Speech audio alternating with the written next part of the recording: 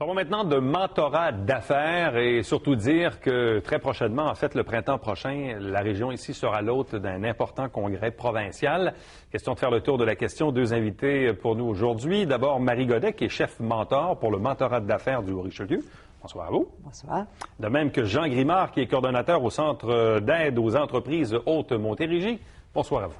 Bonsoir. Tout d'abord, c'est toujours important de redire ce qu'est le mentorat d'affaires. Je ne sais pas qui veut répondre à cette question-là. D'abord et avant tout, qu'est-ce que c'est le mentorat d'affaires? C'est moi. Allez-y. En fait, le mentorat d'affaires, c'est une relation entre un mentor, donc un mentor d'affaires, parce qu'on dessert le secteur des entreprises. Donc, c'est une personne qui a été en affaires, ou qui l'est encore, souvent, mais la plupart du temps retraité, et qui veut redonner, aider un jeune entrepreneur, pas nécessairement en termes d'âge, mais un jeune entrepreneur en termes de temps, de durée de l'entreprise, de durée de vie, et qui veut redonner, qui veut l'aider à devenir un meilleur gestionnaire de son entreprise. Le mentorat comme tel, c'est quelque chose qui existe peut-être depuis la nuit des temps, mais le mentorat organisé, ici dans notre région, là, ça l'est comme pas mal organisé depuis quelques années maintenant. 10 ans. Oui, 10 ans. D'ailleurs, l'occasion, on parlera de l'événement dont vous faisiez mention tantôt. L'occasion est particulièrement propice parce que c'est le 10e anniversaire de l'existence de notre cellule de mentorat d'affaires dans le Haut-Richelieu.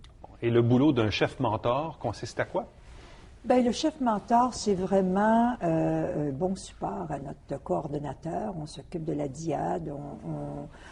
C'est pas un rôle, chef mentor, le terme pour moi n'est peut-être pas un terme important, mais je pense que c'est un rôle de support vis-à-vis de l'équipe.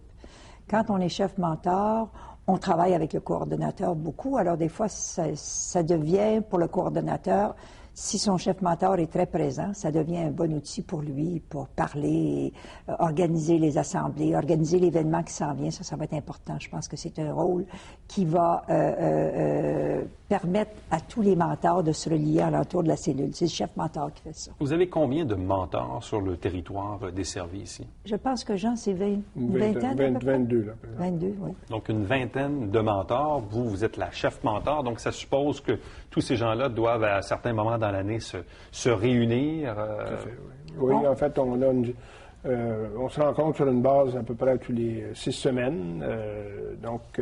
On échange entre nous. Ouais. Le but premier, c'est d'échanger entre nous sur nos différentes diades. On appelle un jumelage, c'est une diade. Donc, pour échanger, pour voir comment ça fonctionne, si on a des difficultés particulières. Toujours dans un cadre de confidentialité, parce que cette relation-là est extrêmement confidentielle, régie par des règles très précises, avec un code d'éthique pour nos mentors. Le rôle de votre centre, c'est de faire ce jumelage-là entre les mentors et les mentorés?